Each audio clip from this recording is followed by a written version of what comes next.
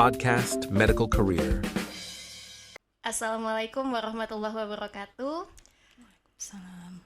Selamat pagi semuanya. Sebelumnya perkenalkan, saya Celia Erwina. Di sini saya berperan sebagai moderator pada podcast kita pada pagi hari ini, di mana podcast ini dari Departemen Pendidikan dan Profesi BMKM FK Unan. Di podcast sebelumnya kita sudah membahas tentang navigasi dari program studi kedokteran. Dan di podcast yang kedua kita sudah membahas navigasi karir dari program studi psikologi Ibu. Jadi di podcast kali ini kita akan membahas tentang navigasi dari program studi ilmu biomedis. Oke, sebelumnya saat ini kita sudah kedatangan salah satu narasumber kita, yaitu seorang akademisi dari program studi S1 Ilmu Biomedis dari Fakultas Kedokteran Universitas Andalas. Di sini kita ada Dr. Desi Arisanti MSc. Selamat pagi, Bu. Selamat pagi. Oke, sebelumnya mungkin kita cerita sedikit tentang kesibukan Ibu saat ini dulu ya, Bu ya. Ya. Oke, saat ini Ibu lagi sibuk apa nih, Bu? Kalau untuk sekarang ini kan terkait dengan jabatan yang diamanahkan kepada Ibu sebagai pengelola ya Prodi Sarjana Ilmu Biomedis. Ya, jadi memang hari-hari lebih banyak terkait dengan pengelolaan bagaimana Prodi Ilmu Biomedis ini yang baru berjalan 4 tahun ini bisa running well. Ya, seperti itu. Jadi lebih banyak di pengelolaan prodi dibandingkan tugasnya sebagai akademisi. Oh, jadi saat ini lebih sibuk di pengelolaan untuk prodi ilmu biomedis sendiri itu ya, Bu. Tapi tetap ada yang ngajar berarti, Bu? Tetap. Kan kita juga ditugasi dengan tridharma perguruan tinggi, ya. Oh, ada BKD-nya ya, yang itu harus kita penuhi juga. Baik, jadi mungkin itu untuk perkenalan singkatnya ya, Bu ya. Langsung saja kita masuk ke podcast materi podcast kita pada pagi hari ini. Mungkin nanti Sally akan nanya-nanya seputar ilmu biomedis nih, Bu, tentang peluang karir ke depannya, ilmu biomedis itu seperti apa, dan mungkin nanti bagi pemirsa kita yang melihat podcast ini kepo dengan ilmu biomedis, mungkin bisa disampaikan sebenarnya ilmu biomedis itu tentang apa, peluang karirnya seperti apa, karena sepertinya banyak yang masih kurang tahu tentang prodi ilmu biomedis beserta prospek kedepannya gitu ya, Bu. Padahal kalau bisa dibilang ilmu biomedis ini sebenarnya prospeknya cukup bagus gitu, Bu. Di sini kita akan menjabarkan itu ya, Bu ya. Oke, di sini Sally mau nanya nih, Bu, boleh nggak Ibu ceritakan tentang pengalaman Ibu dari lulus S1 dulu, Ibu kuliah S1 terus sampai sekarang menjadi tenaga pendidik dan juga menjadi pengurus dari ilmu biomedis itu seperti apa, Bu, pengalamannya? Ya, baik. Kalau dulu Ibu S1-nya di MIPA dulu ya, di kimia. Nah, biasanya kan kita kalau mahasiswa tahun akhir ini, kalau di MIPA itu kan memang MIPA mungkin teknik juga banyak ya kegiatan seminar internasional seperti itu ya. Inilah yang sebagai titik awal ya kenapa Ibu sampai tersinggung, misalnya bersinggungan dengan ilmu biomedis ya. Jadi di tahun akhir itu kan kita diberdayakan nih bisa mahasiswa akhir ini untuk sebagai panitia ya di dalam kegiatan seminar internasional. Nah, tentu dari pembicara banyak dari luar negeri ya, ada dari Malaysia, dari Thailand, dari Amerika waktu itu ya. Nah, di sanalah ya Ibu berkenalan dengan calon supervisor Ibu yang di Malaysia dulu. Jadi memang diminta ya kita lebih aktif deh sebagai mahasiswa. Jadi pada saat kita berkenalan tentu kita perkenalkan diri kita, kemudian kita tanya beliau itu bidang risetnya apa. Nah, itu Ibu masih status mahasiswa itu ya. Sudah Ibu kontak orang dari Malaysianya. Nah, sudah tamat S1 itu tahun 2001 maaf. Dan alhamdulillah dulu sebagai lulusan terbaik di Fakultas MIPA waktu itu ya. Dan mungkin dengan modal itu juga ya Ibu memasukkan macam kalau sekarang namanya portofolio ya ke calon supervisor Ibu ya, karena Ibu karena dia di bidang penelitiannya di bidang tumbuhan obat. Nah, melalui kontak itu maka alhamdulillah Ibu diterima di sana dalam tim risetnya. Kemudian tentu juga kita membekali diri kita dengan seperti TOEFL. Itu memang pada saat itu sudah mulai juga ya sebenarnya kemampuan berbicara kita, menulis esai ya, diliriknya. Kemudian dan beliau setuju ya Ibu diambil dalam tim risetnya. Jadi dari Ibu mahasiswa beliau ya di bawah Profesor Asmah Rahmat waktu itu. Nah, mungkin ada sedikit dramanya juga ya. Karena ternyata dana penelitiannya dibatas ambang untuk menerima mahasiswa asing untuk disekolahkan. Nah, sehingga Ibu dipindahkan ke waktu itu beliau di bidang nutrition, ya nutrisi, biokimia gizi. Jadi di sana tuh antara biokimia dengan gizi itu satu departemen. Nah, kalau kita kan di sini terpisah ya, di sana satu departemen. Karena dana habis, maka Ibu dialihkan ke temannya Prof. Fauziah Osman di biomedical department. Nah, jadi pindahlah Ibu ke departemen biomedisnya di sana. Nah, itulah sampai S2-nya di sana. Kemudian dari pengalaman laboratorium yang 20 tahun yang lalu, nah itu kita baru bisa merasakannya sekarang ini di lab kita di FK. Jadi di sana kita lihat ternyata memang ya kita ini masih cukup tertinggal dari negara tetangga kita. Tamat di tahun 2006. Nah, Ibu kembali ke Padang, kemudian mengajar di swasta waktu itu ya, seperti di Stikes, kemudian di sekolah tinggi, tapi yang berkaitan dengan kesehatan. Nah, lebih kurang tahun 2007 sampai 2009. Ini lama juga ya, 2 tahun. Ya. Kemudian sebenarnya tahun 2006 itu ada penerimaan dosen di kimia. Rencananya mau balik nih ke alma mater. Oh iya, Bu. Ya. Tapi tidak ijazah Ibu belum dapat. Karena kalau kita ijazah luar negeri ini kan perlu ada pengesahan daripada dikti. Nah, itu belum keluar. Nah, sedangkan di pintu masuk itu aja sudah dibilang tidak menerima keterangan apapun. Jadi emang ketat gitu ya, Bu? Iya, tentu kita ikut aturan ya, nggak pakai kata belece gitu ya orang dalam itu ya. Karena ya berarti kan kalau nggak ada ijazah kan nggak bisa daftar. Nah, jadi nggak bisa Ibu daftar di kimia di MIPA. Nah, mungkin nasib sudah mempertemukan Ibu di Fakultas Kedokteran. Tahun 2009 Ibu masuk di lab biomedik waktu itu. Nah, waktu itu lab biomedik baru dimulai berdiri. Itu disahkan oleh Bapak Dr. Fasli Jalal yang sempat jadi wamen kita di masa dekan Prof. Fadil Unzil. Ya.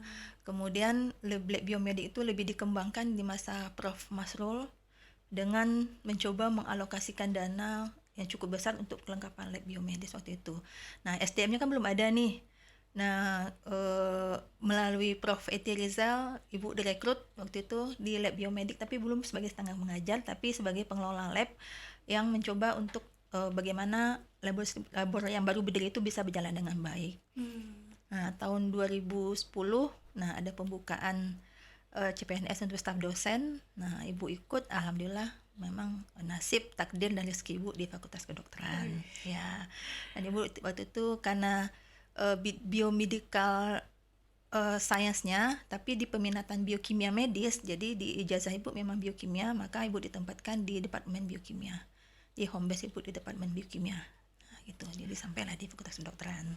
Jadi cukup panjang perjalanannya Bu, dari lulus S1, kemudian nyari sendiri buat dari seminar internasional itu tadi kenal orang yang pada akhirnya bisa melanjutkan pendidikan Ibu gitu ya, Bu. Kemudian studi ke luar negeri, setelah balik ke Indonesia ternyata nggak semudah itu juga gitu ya, Bu ya. Betul. Langsung bisa melanjutkan karir di sini gitu, ada jenjangnya gitu ya, Bu ya. Oke, dari yang udah Ibu ceritain tadi, tapi kalau yang Ibu sendiri itu kan backgroundnya S1-nya kimia gitu ya, Bu ya. Kalau untuk peluang karir dari studi ilmu biomedis sendiri yang untuk S1-nya tuh sebenarnya gimana, Bu? Boleh diceritakan, Bu? Ya, baik. Mungkin kita sedikit melihat ke negara di luar pada Indonesia ya. Nah, kalau kita lihat sebenarnya biomedis yang untuk degree-nya, kalau di luar negeri kan degree namanya ya, sarjana ini itu memang sudah lama. 30 tahun yang lalu, 50 tahun yang lalu sudah ada. Sedangkan kita baru kemarin. Nah, gitu ya, jadi Bu, bisa dikatakan Indonesia termasuk tertinggal ya untuk membuka program studi ilmu biomedis ini. Nah, kalau kita lihat seperti di Amerika tuh 130 universitasnya sudah memiliki degree biomedical science. Apalagi kalau di Malaysia itu top 10 universitas di Malaysia tuh sudah memiliki biomedical. Nah, contohnya Ibu ya, untuk 20 tahun yang lalu berarti kan sudah ada. masuk ke situ gitu Ya. ya, sudah berkecimpung. Betul. Jadi untuk karirnya ya mungkin kalau di luar tuh memang sudah sangat banyak sekali ya diperlukan. Misalnya ya sebagai laboratory teknisi. Tapi mereka lebih ke, kalau kita lihatkan ke profil S1 biomedis yang kami pendiri ya. Jadi Ibu termasuk salah satu tim yang ikut mendirikan prodi S1 biomedis yang diketuai oleh Prof. Masrul pada saat itu. Jadi kita menetapkan 4 profil lulusan yang memang kita pilih pada saat penyusunan pendirian ini. Kurikulum yang kita lihat itu adalah kurikulum beberapa universitas yang memiliki ilmu biomedisnya. Contohnya seperti di Heidelberg, Jerman. Kemudian di Australia, kemudian kita ambil salah satu model juga di Malaysia dan di Singapura. Jadi langsung ngarah cerminnya langsung keluar gitu ya. Iya, karena kita belum ada model untuk yang ada di Indonesia masalahnya. Jadi memang standar yang kita tetapkan mungkin agak tinggi ya dibandingkan kalau kita lihat dibandingkan prodi biomedis yang sudah ada sekarang beberapa yang sudah berdiri. Jadi memang agak tinggi standar yang kita letakkan. Jadi dengan berdasarkan 4 profil lulusan ini, dia sebagai supervisor. Jadi dia nggak hanya teknisi aja yang kerja di labor, tapi sebagai supervisor di laboratorium. Kemudian di sini yang diperlukan itu ada ilmu manajemennya. Nah, ini yang terintegrasi di dalam mata kuliah kita di S1 biomedis. Kita ada manajemen, ada bioentrepreneurship, ada manajemen SDM juga ya. Nah, kemudian itu salah satu peluang kerja juga nanti ya, dia di laboratorium, yang bisa di laboratorium rumah sakit, di laboratorium riset, atau di laboratorium perusahaan-perusahaan obat ataupun alat kesehatan. Kemudian yang kedua, profil lulusan kita adalah researcher, riset asisten, jadi peneliti. Namanya emang biomedis tuh identik dengan meneliti gitu. Iya, jadi istilahnya aura penelitian itu memang kita sudah tanamkan sejak anak-anak tahun 1 ya di ilmu biomedis. Jadi kalau mereka nanti mau sebagai researcher, tentu mereka bisa bekerja di lembaga-lembaga riset ya, tidak hanya di dalam negeri ya, seperti BRIN ya. Kalau sekarang kan tergabung dengan BRIN semuanya ya. Iya, Bu. Yang dulu ada Serpong, Ekman, itu kan semua tergabung di LIPI dulu ya, itu tergabung di BRIN. Kemudian riset-riset, mungkin kalau sense of risetnya sudah ada, tentu tidak juga menutup peluang mereka juga sebagai calon akademisi dan calon peneliti. Kenapa kita sebut calon? Karena kan kalau untuk jadi seorang pengajar sekarang ini kan tidak bisa dari S1 kan? Iya, harus menempuh pendidikan lagi. Gitu Jadi itu makanya kita tetapkan sebagai calon peneliti dan calon akademisi. Nah, yang terakhir adalah bioentrepreneurship. Jadi kita juga mereka bisa nanti bekerja membuka usaha sendiri, tentu usaha di bidang kesehatan ya, usaha industri obat, kemudian mungkin juga usaha untuk membuat kit, peralatan alat-alat medis. Nah, ini juga salah satu yang jadi lapangan kerja mereka nanti. Nah, selain itu juga sebenarnya di bidang pemerintahan ya, sebagai medical advisor ya, bisa juga mereka bekerja di sana. Kemudian ahli bioinformatika, teknik data analisis, tapi kita lebih condong ke genetik data analisis. Tapi itu juga tidak menutup kemungkinan juga ya, seperti data-data kesehatan yang berkaitan dengan epidemiologi, itu juga ada mata kuliahnya yang kita integrasikan ke sana. Jadi cukup sangat banyak yang mereka masuki selain bidang kesehatan, apakah kesehatannya di yang di darat ataupun marine ya, marine scientist juga mereka bisa nanti terjun ke sana. Jadi cukup banyak juga nih, Sally. Ya, jadi Saya juga baru tahu nih Bu, kalau ternyata peluang karir dari ilmu biomedis itu sebanyak itu.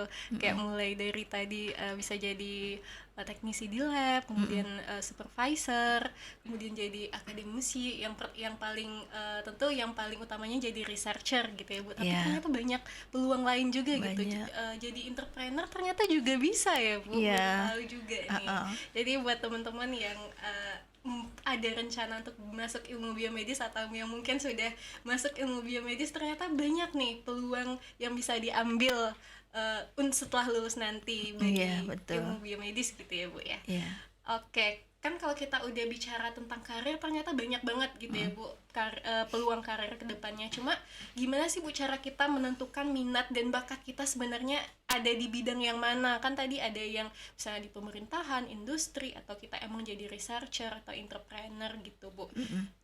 Dari kuliah misalnya, kalau Ibu tadi kan dari kuliah tuh emang udah ada, kalau saya dengar tadi udah ada semangat untuk meneliti gitu, kemudian Ibu melanjutkan pendidikan gitu ya Bu. Bagi yang masih kuliah nih, gimana menurut Ibu cara untuk kita bisa menemukan minat dan bakat kita untuk peluang karir kedepannya gitu Bu? Jadi bisa kita fokuskan di situ mulai dari sekarang gitu. Iya. Nah, tentu bakat ataupun potensi diri tentu yang mahasiswa sendiri yang tahu ya. Mereka maunya jadi apa. Dan yang kita sebagai pengelola hanya tentu bisanya mengarahkan, kemudian memberikan pandangan. Nah, di S1 Biomedis kan juga ada himanya ya. Ya. Di sana kami melalui koordinator kemahasiswaan, salah satu daripada divisinya ada yang istilahnya yang membantu dalam peluang karir dan pandangan bagaimana kedepannya di lulusan S1 Biomedis ini. Nah, dari sisi pengelola kita tentu memberikan masukan-masukan, ya. Kemudian juga dari sisi pengelola kita menyediakan juga skill-skill tambahan melalui kurikulum yang ada, misalnya melalui mata kuliah elektif. Nah, kalau mereka tertarik misalnya di bidang mengolah terkait dengan bidang IT untuk genetik, metadata, metagenomik. Nah, di mata kuliah pilihan di kurikulumnya sudah kita masukkan beberapa yang akan mendukung skill-skill mereka. Kemudian juga mahasiswa S1 Biomedis itu kami dorong untuk mengambil juga kuliah di luar, karena nanti itu akan kita akui, kita akan rekognisi nanti di prodi. Nah, di sana kan mereka bisa memilih juga, ya. Mau ambil apa? Iya, gitu. mereka rasa diri mereka ini punya potensi apa. Nah, ada beberapa sudah Ibu mapping nih, beberapa mahasiswa yang kata 2020, oh ini anak nih kuatnya di bidang bioinformatika. Dan kebetulan memang sejak dia ikut PKM, kemudian penelitian S1-nya itu dia memang di bidang bioinformatika. Nah, dari segi walaupun secara individu, walaupun secara SOTK kita, nah kita kumpulkan nih ada beberapa yang mahasiswa yang memang dari segi akademik memang bagus, kita kumpulkan, kemudian kita tanyakan mereka mau apa ke depannya. Nah, saya mau jadi ini Bu, kami mau jadi ini Bu. Nah, itu kita berikan saran dan masukan, ya, untuk mereka lebih terarah, mereka nih mau fokusnya kemana nanti. Mereka mau jadi, saya mau lanjut S2 Bu, boleh. Nah, jadi kita akan bantu fasilitasi. Nah, seperti itu. Jadi dari prodi sendiri tuh ada memberikan pengarahan gitu ya Bu, dari dosennya ngelihat mahasiswanya kayaknya bagusnya di sini, ada diberikan gitu ya Bu. Oke, jadi dari segi mata kuliahnya juga udah terdapat mata kuliah yang bisa mengarahkan ke jenjang karir yang Ibu sebutkan tadi gitu ya Bu. Betul. Tinggal mahasiswanya itu untuk bisa lebih mengenal diri sendiri juga berarti ya Bu. Kalau misalnya emang nggak tahu nih, berarti bisa minta saran ke dosennya Bu. Berarti, kadang juga kan ada juga mereka masuk di sini ini masuk ke S1 Biomedis, walaupun keketatan semakin tahun nih keketatannya makin tinggi nih, Sally. Iya, soalnya jarang juga ya Bu prodi ilmu biomedis di universitas lain, terus juga UNAN nih kan juga bisa dikatakan sudah ini gitu ilmu biomedisnya. Karena baru Universitas Andalas yang memiliki prodi ilmu biomedis yang di bawah Fakultas Kedokteran. Dan memang hakikatnya sebenarnya biomedis ini memang di bawah medical faculty ya, kita seperti kita lihat di Thailand, di Malaysia, negara tetangga kita ya. Tapi ada juga beberapa yang mereka malah sudah mendirikan fakultas sendiri loh, seperti di Thailand. Jadi mereka sudah, karena sudah banyak kespesifikan ilmunya, sudah lebih, ilmu ini kan semakin lama kan semakin dalam gitu ya, semakin dalam kan semakin spesifik. Jadi ada universitas di Thailand itu dia sudah ada satu fakultas untuk fakultas biomedisnya. Jadi sudah bisa. Ya, jadi begitulah perkembangannya nih Sally. Kalau kita lihat luar ya, tapi walaupun begitu kita tidak kita tetap optimis ya. Di Indonesia walaupun pionirnya adalah UNAN. Nah, setelah kita tuh banyak ya beberapa yang mereka studi ke kita, bagaimana kurikulum kita, yang mereka juga mau juga membuka prodi ilmu biomedis. Karena peluangnya walaupun tidak di tanah air, nah Ibu juga mendorong nih teman-temannya di biomedis, kalian mesti coba bermimpi ya, coba letakkan target kalian tuh melebihi daripada yang awalnya. Ya, jangan membayangkan hanya kerja di Indonesia saja, karena standar yang kami susun di dalam pendidikan prodi ini, kami sudah meletakkan standar internasional di dalamnya, atau kuliahnya, kemudian capaian-capaian yang diinginkan itu sudah kita letakkan standar sama dengan internasional gitu. Iya gitu. Jadi bermimpi tinggilah, karena itu bukan sesuatu yang mustahil juga untuk iya, dicapai, dan mesti berani gitu. loh. Mesti berani. Contohnya begini, untuk tahun sekarang kan ada yang program asisten riset yang ke luar negeri. Mereka mau menerima berapa saja. Berapa saja berarti bisa banyak? Banyak, cuma yang datang dikit. Jadi rasa apa ya, keinginan, nah itu yang mungkin perlu dipacu bagi anak-anak kita, mahasiswa kita, untuk mencoba hal yang baru, rasa keingin tahu yang besar, kemudian berani. Nah itu yang perlu kita gali lagi nih. Mungkin kalau keluar itu lebih ke kadang ngerasa nggak pantas gitu ya Bu. Nah jadi itu bikin nggak berani daftar aja tuh nggak berani gitu, karena merasa memang bisa gitu ya Bu. Ya, jangan, mesti percaya diri. Kita nggak kalah dari luar, SDM kita nih bagus-bagus ya. Standar kita juga sudah memakai standar luar, Iya. artinya kita juga harusnya kalau studi keluar juga sudah bisa gitu ya Bu. Iya, karena skills yang kita persiapkan untuk mereka keluar itu sama dengan skills yang mereka yang ada di luar negeri itu gitu. Jadi emang mahasiswa ini harus lebih explore diri sendiri, terus jangan takut untuk mencoba. Kalau misalnya bingung bisa tanya ke dosennya, karena pasti dosennya punya pandangan sendiri ke mahasiswanya, dan juga peluang karir kedepannya juga pasti dosennya punya lebih banyak pandangan lagi ya Bu ya, dan berani bisa satu mengarahkan. lagi. Kalau misalnya ada kesempatan pasti juga langsung diberikan ke mahasiswanya gitu ya Bu. Contohnya yang studi ke luar negeri tadi juga gitu, magang ya Bu ya. Ya, magang. Iya. Itu kan juga membuka jaringan network kita juga. Ya. Jadi kayak Ibu dulu, siapalah Ibu?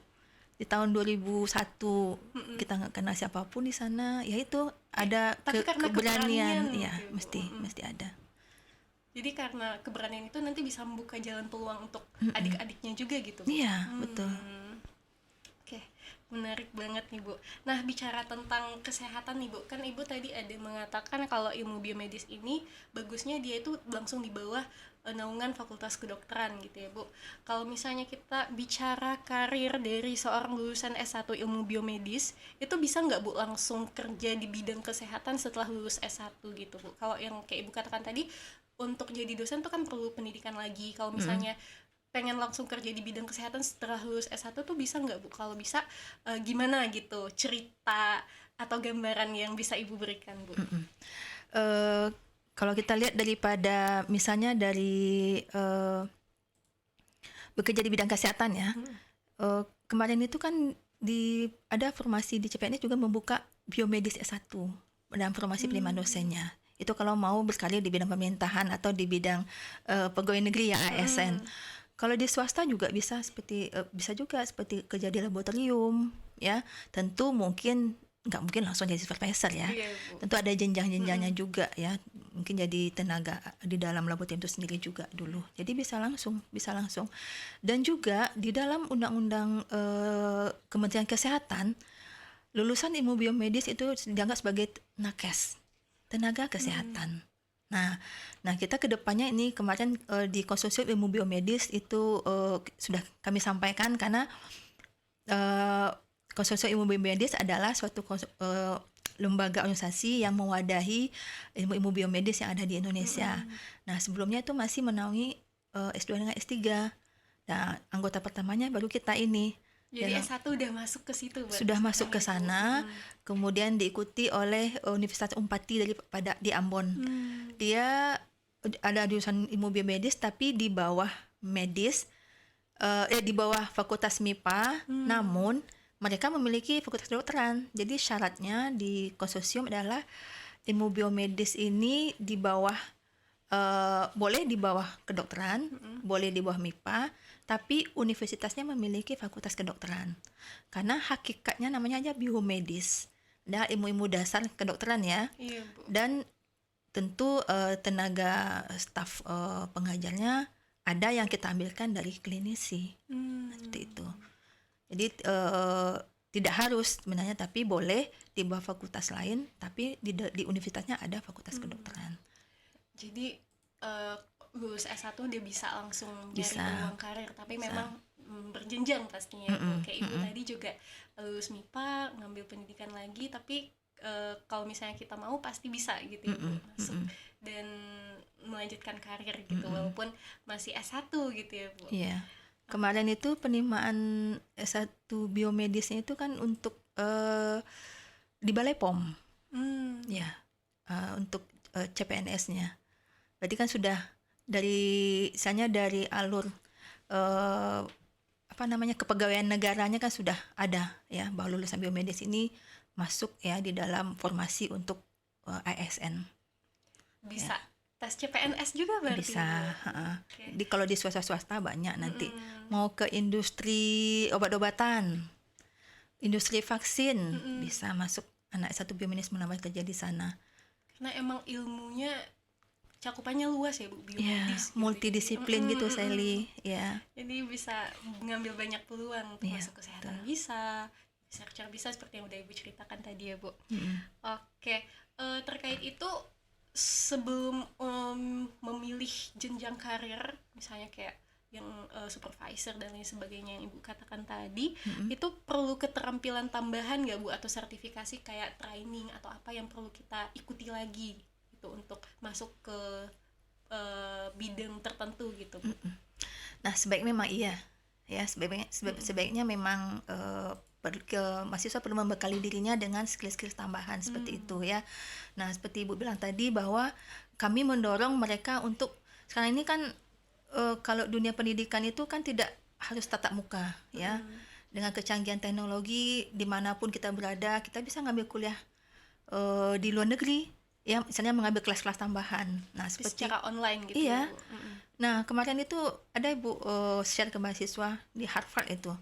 Jadi dia membuka di fakultas kedokterannya, dia membuka kelas-kelas yang memang cocok sekali bagi anak-anak ini ya.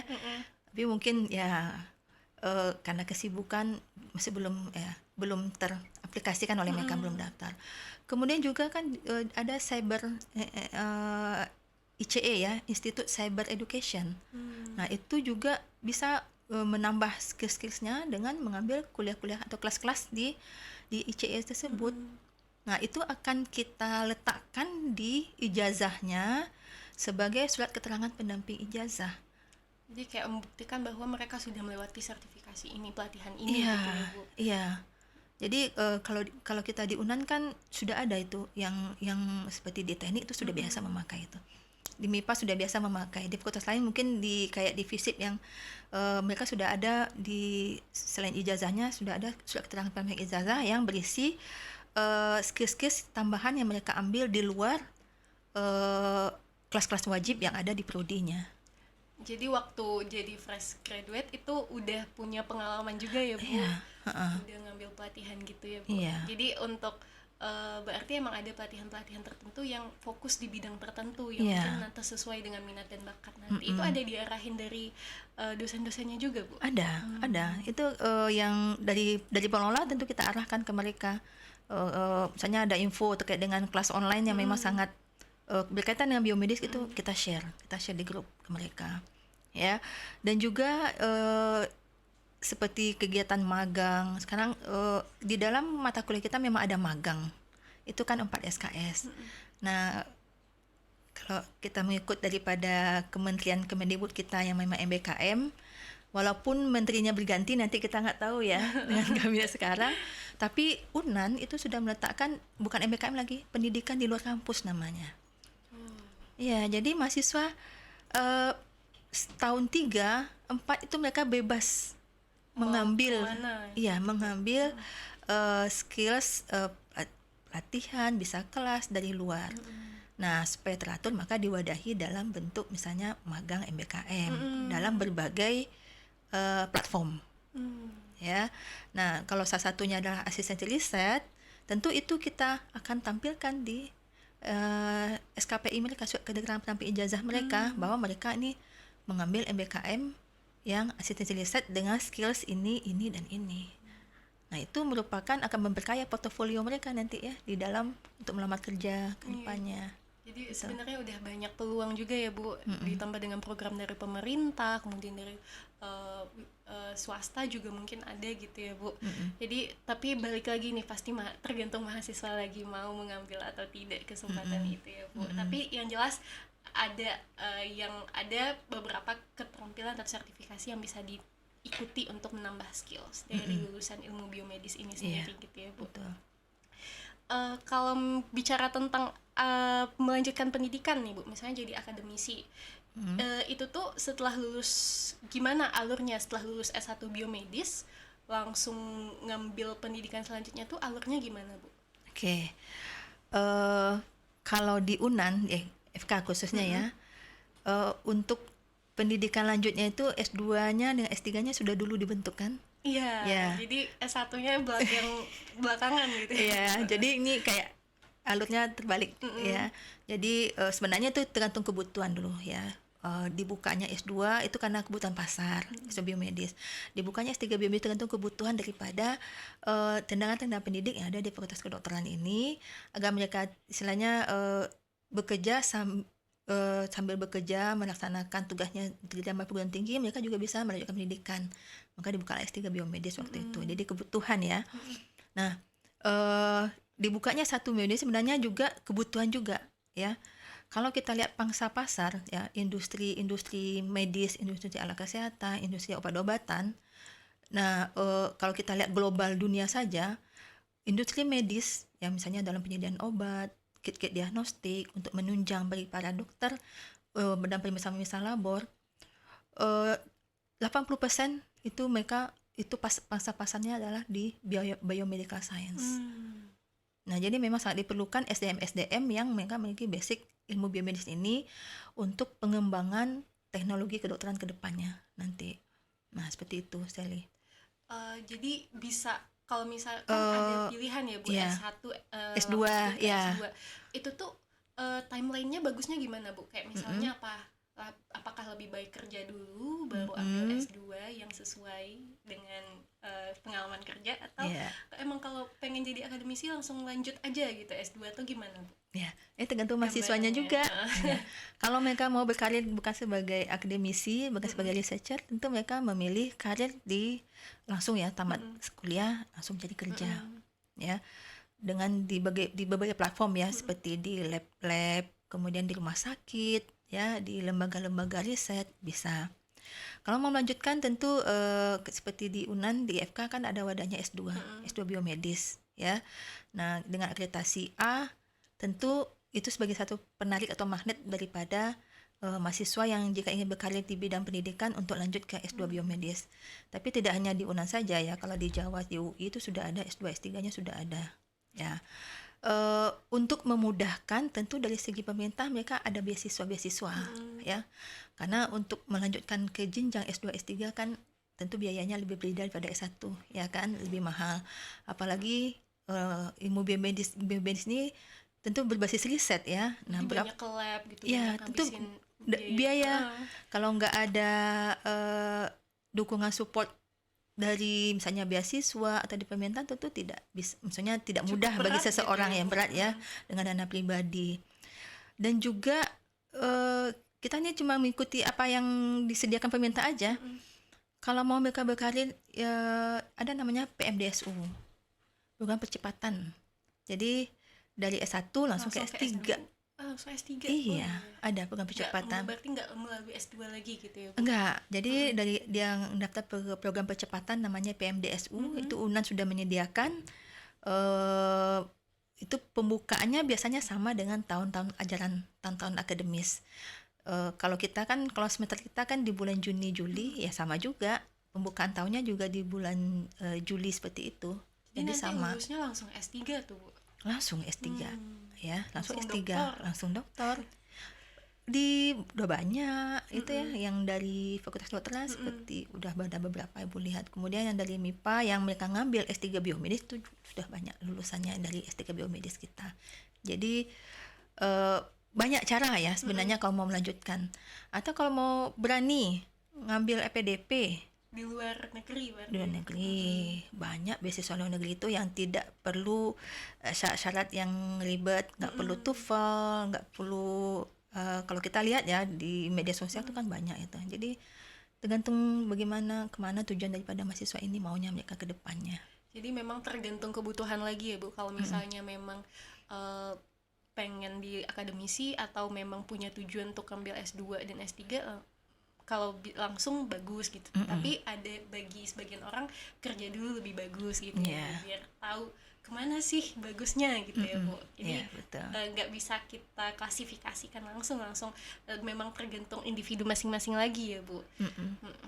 Oke, selanjutnya kalau bicara tentang ilmu biomedis di Indonesia sendiri, itu tuh Ibu tahu nggak, Bu, universitas mana aja yang sudah buka program S1 ilmu biomedis selain UNAN sama Unpati yang udah Ibu sebutkan tadi, Bu? Iya.